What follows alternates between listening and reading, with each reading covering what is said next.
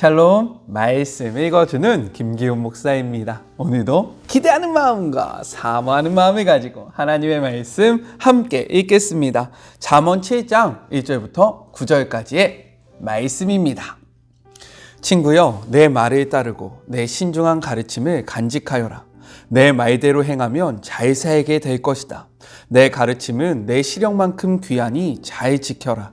그것을 내 손바닥에 적고 심장의 두 심실에 새겨라. 누이를 대하듯 지혜에게 말을 걸고 동물을 대하듯 통찰력을 대하여라.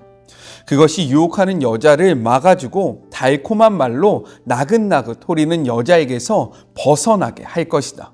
나는 우리 집 창가에서 댐문 사이로 내다보았다. 무심한 군중 사이로 정신 나간 젊은이 하나가 보였다. 그는 그 여자가 사는 거리 모퉁이에 이르더니 그 집으로 가는 길로 접어들었다. 저녁이 깊어 땅거미가 내리고 어두움이 짙어져 밤이 되었다. 이것은 하나님의 말씀입니다. 우리요, 광고 보고 말씀 계속 나누도록 하겠습니다.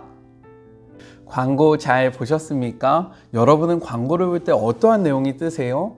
저는요, 굿네이버스나 기아대책에서 하는 그런 후원 관련된 영상이 뜨거든요. 그것을 볼 때마다 어떤 생각을 하냐면, 진짜 잘 되고 싶다. 참 후원할 곳이 많고 도움이 필요한 곳이 많구나 라는 생각을 하게 됩니다. 우리가 함께 보는 이러한 광고가 누군가에게 정말로 필요한 물질로 흘러가기를 소망하면서 오늘의 말씀 함께 나눠보도록 하겠습니다. 오늘의 말씀은요, 단락을 구별하지 않고 한 절 한 절 그 의미를 생각하면서 우리 함께 생각해 보았으면 좋겠어요. 우리 먼저 1절의 말씀을 같이 한번 읽어볼까요? 내 아들아, 내 말을 지키며 내 계명을 간직하여라. 오늘의 말씀은요, 내 아들아로 시작하는 교훈의 마지막 부분 중에서 서론에 해당합니다. 솔로몬이요, 이 지혜를 듣는 자들을 지금 무엇이라고 이야기하고 있습니까? 내 아들아 라고 호칭하고 있다는 거예요. 그 이유는 무엇이냐면 이 교훈을 듣고 있는 사람을 사랑하는 그러한 마음이 담겨진 표현이고요. 그리고 또 이 교훈이 매우 중요하다는 것을 드러내주고 있는 표현이 바로 내 아들아 라는 표현입니다. 이어서요, 솔로몬은 이렇게 이야기해요. 내 말을 지키며 내 계명을 간직하여라. 여기서 간직하다 라는 말뜻은요, 숨기다, 감추다, 쌓아두다, 저장하다, 비축하다 라는 뜻을 담고 있습니다. 그렇기 때문에 즉 자신의 계명을 보물처럼 소중히 여겨서 가슴 깊이 간직하라고 이야기하고 있는 것이고요. 그리고 또 곡식을 저장하듯 마음의 창고에 이 말을 잘 저장해 두어서 필요한 때에 유용하게 사용하라는 그러한 의미를 담고 있는 거예요. 우리 2절의 말씀도 같이 한번 읽어볼까요? 내 계명을 지켜 살며 내 법을 내 눈동자처럼 지켜라.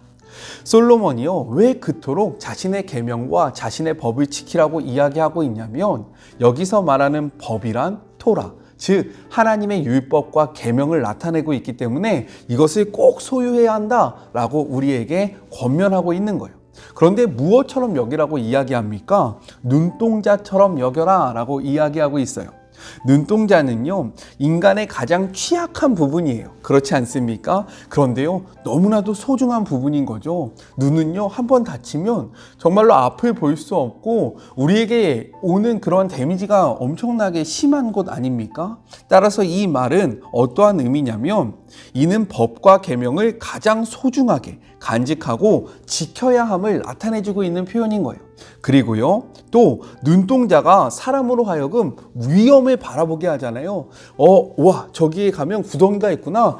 절로 가면 낭떠러지가 있구나. 이렇게 위험을 감지하게 하고 그것으로부터 우리를 지켜주니까 지금 솔로몬은요, 이러한 눈동자처럼 우리가 하나님의 말씀을 소유하고 지키면 그 말씀이 우리를 지켜주실 것이다 라는 그러한 의미로 이렇게 표현을 하고 있다는 거예요. 우리 3절의 말씀도 같이 한번 읽어봤으면 좋겠습니다. 이것을 내 손가락에 매며 이것을 내 마음판에 새기라. 이는요, 신명기의 말씀을 생각나게 합니다. 우리 신명기의 말씀도 같이 한번 읽어볼게요. 신명기 6장 8절의 말씀입니다. 너는 또 그것을 내 손목에 매어 기호로 삼고 내 미간에 붙여 표로 삼고. 이렇든요, 하나님의 말씀과 계명을 기록하여 신체의 특정 부분에 부착하는 것은요, 이스라엘 민족에게 보편적인 신앙 교육이었다라는 거예요.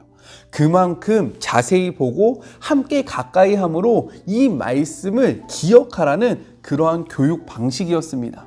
그리고요, 이어서 솔로몬은요, 이것을 마음의 색이라고, 마음판의 색이라고 이야기하고 있습니다.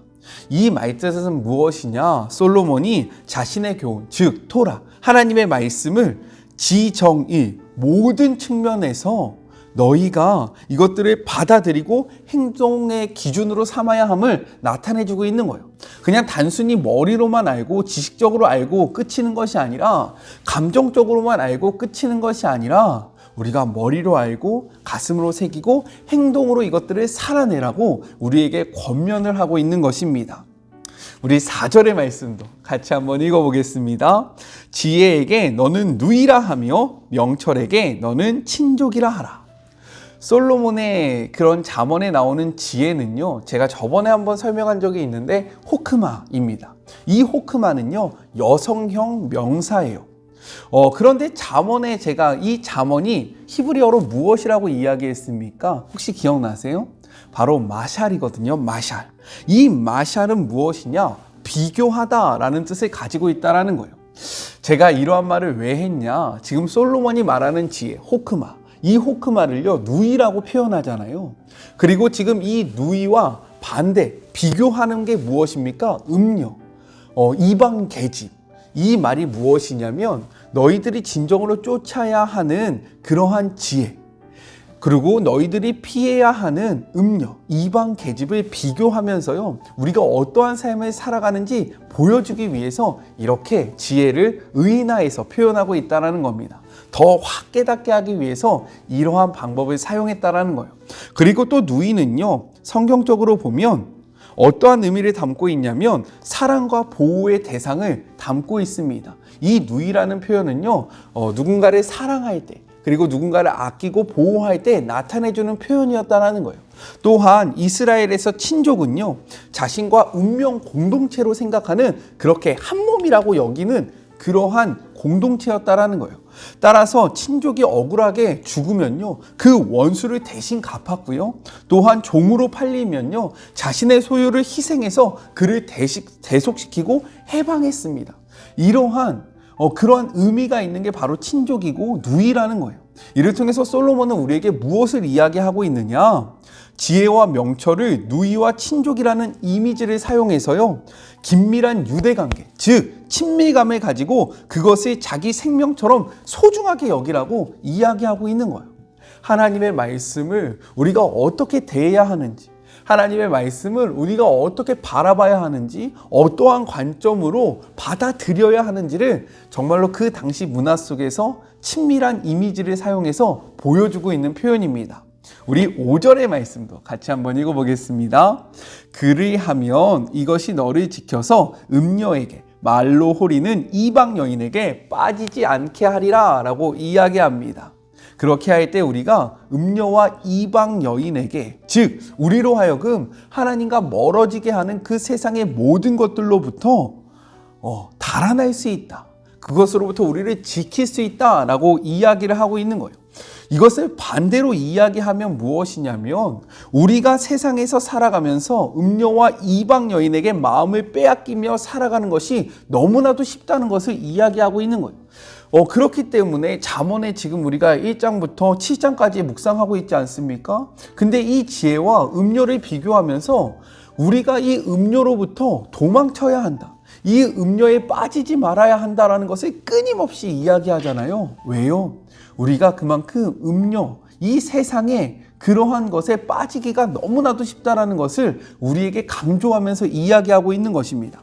우리 이어서 6절을 볼까요? 내가 내 집 들창에서 살창으로 내다보다가 라고 이야기하고요. 7절, 어리석은 자 중에서 젊은이 가운데 한 지혜 없는 자를 보았노라 라고 이야기합니다. 솔로몬은요, 지금 무엇이라고 이야기하냐면 6절, 내 집 들창으로, 살창으로 내다보다가 라고 이야기합니다. 이것은요, 주목하여 바라봤다라는 의미가 아니라 우연히 바라봤다라는 거예요. 내가 주목하지 않고 어떠한 목적을 가지고 보지 않아도 이렇게 그런 음료의 길로 나아가는 사람들이 너무나도 많다. 즉 세상의 문화와 세상의 소리와 세상의 것들에 빠져서 하나님과 멀어지는 사람들이 너무나도 많음을 이렇게 이야기하고 있는 거예요. 주목하여 보지 않아도 그냥 우연히 보여도 보이는 그러한 시대. 그래서요, 성경은 이렇게 이야기하고 있습니다. 마태복음 7장 13절 14절의 말씀이에요. 좁은 문으로 들어가라. 멸망으로 인도하는 문은 크고 길이가 넓어 그리로 들어가는 자가 많고 라고 이야기하고 있습니다. 그리로 들어가는 사람들이 너무나도 많대요. 그리스도인이라고 이야기하고 예수님을 믿는다라고 이야기하지만 우리가 깨어있지 않으면요, 이러한 길로 나아가고요, 이렇게 들어가는 사람들이 너무나도 많다라고 성경이 이야기하고 있는 거예요. 이어서 14절을 볼까요? 생명으로 인도하는 문은 좁고 길이 협착하여 찾는 자가 적음이라. 즉 그냥 우리가 살아가면요, 이 길로 들어가는 것이 아니라 깨어서 근신하여 우리의 마음을 지킬 때 우리는 이러한 생명의 문으로, 생명의 길로 나아갈 수 있음을 우리에게 분명히 보여주고 있습니다. 그렇기 때문에 오늘 하루 깨어서 하나님의 말씀을 소유함으로 세상의 길이 아니라 하나님의 길로 나아가는 우리 사랑하는 주의 모든 자녀들이 되었으면 좋겠습니다. 우리 마지막으로 8절과 9절도 같이 한번 볼까요? 8절의 말씀입니다. 그가 거리를 지나 음료의 골목 모퉁이로 가까이 하여 그의 집 쪽으로 가는데 라고 이야기합니다. 여기서 음료의 골목 모퉁이는요, 사람들의 왕래가 드문 한쪽 구석 모퉁이를 이야기하는 거예요. 많은 사람들이 보는 곳이 아니라 많은 사람들이 보지 않는 흠이진 곳, 즉 구석과 은밀한 곳, 어두운 곳을 나타내고 있다는 거예요. 이어서 9절의 말씀도 볼까요? 저물 때, 황혼 때, 깊은 밤 흑암 중에라. 솔로몬은요, 지혜가 없는 젊은이가 음녀에게 접근하는 것을요, 세 단계로 표현하고 있다는 거예요. 먼저는 무엇입니까? 저물 때. 이는요, 신선한 바람이 불어오는 저녁, 오후를 나타내고 있어요. 그리고 황혼 때는요, 저녁이 지나 밤이 된 이제 깊은 어둠으로 나아가는 그 시점을 이야기하고 있고요. 깊은 밤 흑암 중에는요, 한밤중 칠흑 같은 깊은 어둠을 나타내고 있는 것입니다. 이것은 무엇을 드러내주고 있느냐? 무엇을 우리에게 이야기해주고 있느냐? 지혜가 없는 젊은이가 점점 깊은 어둠 속으로 들어가고 있다는 거예요. 처음에는 처음부터 깊은 것이 아니라 시간이 지나고 걸어갈수록 점점점 깊은 곳, 그래서 더 이상 빠져나갈 수 없는 상황이 된다라고 우리에게 경고의 말씀을 주고 있는 것입니다. 이 말씀 앞에 나는 지금 어디로 향하고 있고 나는 지금 무엇을 바라보고 있는지를 깊이 생각하는 하루가 되었으면 좋겠어요. 악은요, 가까이 할수록 더욱더 깊어지는 거예요. 내가 이 정도만 하고 나와야지, 나는 이만큼만 해야지. 아니요, 절대로 그럴 수 없습니다. 우리가 악으로 나아갈 때요, 처음에는 이 정도는 괜찮지 않을까? 이 정도는 괜찮지 않을까? 이렇게 생각하다 보면요, 정말로 약한 어두움으로부터 시작해서 깊은 어두움으로 나아간다라고 오늘 성경이 이야기하고 있습니다. 따라서 유혹의 자리를 피하는, 도망치는, 그곳으로 나아가지 아니하는 우리 사랑하는 주의 모든 자녀들이 되었으면 좋겠고, 그러한 복된 하루가 되었으면 좋겠습니다. 어떻게 할 때 이러한 삶이 가능하다고요? 하나님의 말씀을 우리의 삶 속에 새기고 우리의 마음판에 새길 때, 하나님의 말씀을 기억하고 하나님의 말씀을 소중하게 여길 때 이러한 삶을 살아갈 수 있다라는 것을 기억하면서 우리 오늘 하루 생명의 길로 나아가는 그런 복된 하루가 됩시다. 함께 기도할까요? 하나님, 감사합니다. 하나님의 말씀을 통해서 우리에게 주시는 메시지는 너무나도 분명함을 고백합니다. 그리고 주님이 이야기하십니다. 세상의 유혹이 달콤하고 세상의 유혹이 너무나도 강력하다라고 말씀하고 계십니다. 주님, 이러한 강력한 유혹 가운데 우리가 흔들리지 않을 수 있는 방법은 깨어 하나님의 말씀을 소유하고 붙잡는 것입니다. 오늘 하루도 하나님의 말씀을 소유함으로 생명의 길로 나아가는 그런 복된 하루가 되게 하여 주시옵소서. 음녀의 그런 호리는 말을 듣는 것이 아니라 호크마, 지혜의 그러한 생명의 말씀을 듣는 복된 시간이 되게 하여 주시옵소서. 함께 하실 주님이 기대하며 거룩하신 예수님의 이름으로 기도드립니다. 아멘. 호크마, 지혜의 여인의 말을 들음으로 하나님의 말씀을 가까이 함으로 생명의 길로 나아가는 그런 복된 하루가 되었으면 좋겠습니다. 저는요, 또 내일 만나도록 할게요. 사랑하고 주님의 이름으로 축복하면서 오늘 하루도 힘내세요. 우리 내일 만나요. 안녕. 오늘도 수고하셨습니다.